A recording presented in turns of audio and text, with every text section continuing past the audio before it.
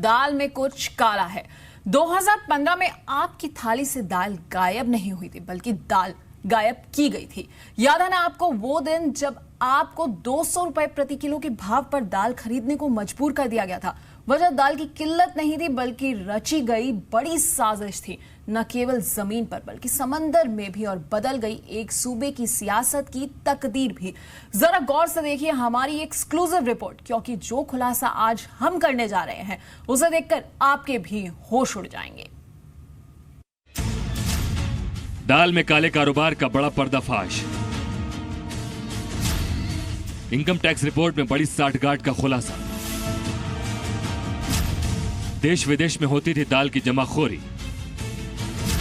साठगांठ कर 200 रुपए प्रति किलो तक पहुंचाया गया भाव। बिहार चुनाव में जिस दाल की वजह से बीजेपी की दाल नहीं गल पाई, उस दाल का गुनहगार आखिर कौन था? क्या वाकई सरकार जिम्मेदार थी या फिर सरकार की आड़ में कोई और चांदी काट रहा था? इसका खुलासा इनकम टैक्स की अप्रेजल रिपोर्ट में हुआ है। जी हां, जब हम और आप दाल की कीमतों में महंगाई का रोना रो रहे थे, तो कोई इसी महंगाई पर चांदी काट रहा था। कुछ बड़े घरेलू और विदेशी कारोबारियों ने दाल महंगी करके मोटा मुनाफा कमाने की पूरी साजिश रच डाली और आपकी थाली से दाल गायब हो गई। अब जरा देखिए साठगांठ का ये गठजोड़। दाल के कारोबार को अंजाम देने के लिए 3 स्तर पर तैयारी की गई थी। लेवल 1 में बड़ी बहुराष्ट्रीय कंपनियां शामिल थीं, जो अंतर्राष्ट्रीय कारोबार को कंट्रोल करती थी। इसमें Glencore group, ETG group, Edelweiss group शामिल था। ये कंपनियां घरेलू और विदेशी बाजार में दालों की जमाखोरी करती थीं, जिससे मार्केट में सप्लाई कम रहे और दाम बढ़े। दाम ऊपर रखने के लिए वायदा बाजार को भी इस्तेमाल किया गया। एग्री कमोडिटी का सबसे बड़ा एक्सचेंज एनसीडीएक्स में दाल में लॉन्ग पोजीशन ली गई ताकि भाव ऊपर बना रहे। लेवल 2 में घरेलू कंपनियां शामिल थीं, जो दाल की खरीद और जमाखोरी करने के अलावा बहुराष्ट्रीय कंपनियों के स्टॉक के धीरे धीरे बाजार में उतारती थीं। इसमें जिंदल ग्रुप, जिसमें दलीप जिंदल, प्रदीप जिंदल और जिंदल एग्रो शामिल था। इसके अलावा superior group, Manoj Agrawal, SV agri trade, sharp इस काले खेल में शामिल थे। लेवल 3 में एंट्री ऑपरेटर शामिल थे, जिनका काम विदेशी कारोबारियों को बोगस बिल मुहैया कराना था, जिसके जरिए कम मुनाफा दिखाकर टैक्स चोरी की जाती थी। इसमें मनोज अग्रवाल, रिद्धि सिद्धि इंपैक्स, पार्थ इंटरनेशनल, गायत्री मां, गन एंटरप्राइजेस और चार्ल्स इंडिया प्राइवेट लिमिटेड शामिल थे।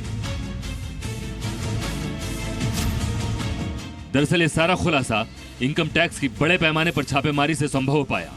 इनकम टैक्स ने 2015 से 2016 तक दिल्ली, मुंबई, नागपुर समेत बड़े शहरों में 500 कंपनियों पर छापेमारी की। 1000 पन्ने से ज्यादा की इस रिपोर्ट में बताया गया है कि कैसे ग्लेनकोर ने कई कंपनियों के साथ साठगांठ कर दाल की कीमतों में आग लगा दी। दाल की कीमतों में तेजी का खेल जनवरी 2015 से ही शुरू हो गया था, जो पूरे साल चलता रहा। सरकार और जानकार इसे मानसून और सप्लाई में कमी का नतीजा समझते रहे और उधर काला कारोबार बदस्तूर जारी रहा। जनवरी 2014 के मुकाबले उड़द, तुअर, मूंग और मसूर दाल का रिटेल भाव 15 से 30% तक बढ़ गया। मोदी सरकार के 1 साल पूरे होने तक मई 2015 में भाव 64% तक उछल गया और तुअर दाल का भाव 100 रुपए प्रति किलो से ऊपर पहुंच गया।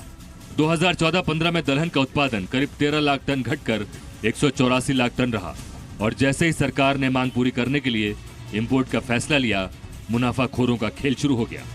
क्योंकि बड़े पैमाने पर इंपोर्ट प्राइवेट कंपनियां करती हैं, ऐसे में इन कंपनियों ने अपने हिसाब से घरेलू बाजार में इंपोर्टेड दालों की सप्लाई को मैनेज किया।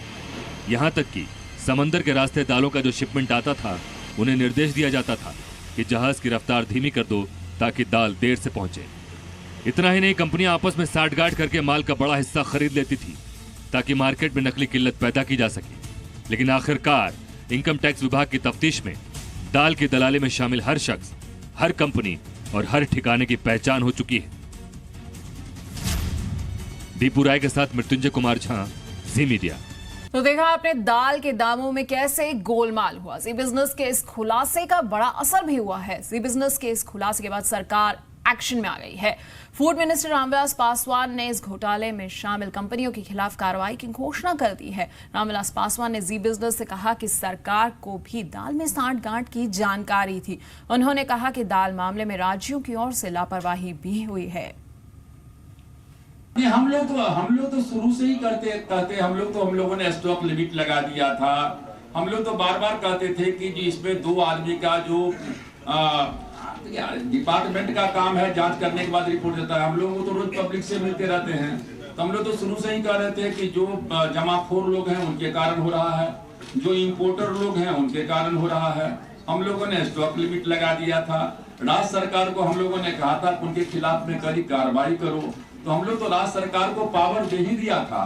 कार्रवाई करने का अधिकार तो राज्य सरकार को है। और जी बिजनेस केस खुलासे के बाद मार्केट रेगुलेटर सेबी भी एक्शन में आ गई है। सूत्रों के मुताबिक दाल घोटाले पर सेबी भी पैनी नजर रखे हुए है। सूत्रों के मुताबिक सेबी इस गोरखधंधे में कमोडिटी एक्सचेंज नेस्टेक्स की जांच भी हो सकती है। नेस्टेक्स पर लॉन्ग पोजीशन के जरिए दाल कीमतों में हेराफेरी की गई थी। लॉन्ग पोजीशन के जरिए दाल कीमतों में तेजी दिखाने की भी कोशिश हुई थी। जांच एजेंसियों का विषय रिपोर्ट बनाना, मैं उसमें नहीं पढ़ना चाहता। ठीक है कि गलत हुआ था कि 50 रुपये किलो बिकने वाली तुअर दाल 300 रुपये तक बिकी, और वो ये शाश्वत सत्य था कि वो बिना कुछ कारगुजारी के हुआ नहीं था। परंतु इसमें जो लोग कसूरवार थे वो शायद आज सरकार के निशाने पे हैं, और सरकार उनके ऊपर कार्रवाई करना चाहती है तो करे, और शीघ्र कार्रवाई करे, क्योंकि हमने तो 2 साल उसकी सज़ा भुगती है। आम व्यापारी सरकार के भी निशाने पे था, जनता के भी निशाने पे था। पीछे सरकारी कार्रवाई भी हुई थी। लास्ट 1.5 साल पहले दिसंबर में यहाँ इनकम टैक्स की एक इतनी बड़ी रेड आई थी।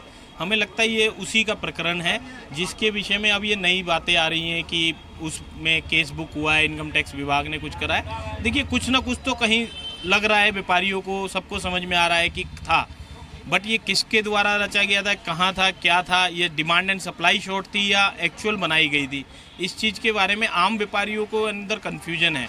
बट हम पुराना अपना पास्ट भूल के अब दोबारा से नए सिरे से बिजनेस में जुड़ गए हैं, और आज दोबारा से अब इतना मंदा आ चुका है कि किसान भी परेशान है और व्यापारी भी परेशान है।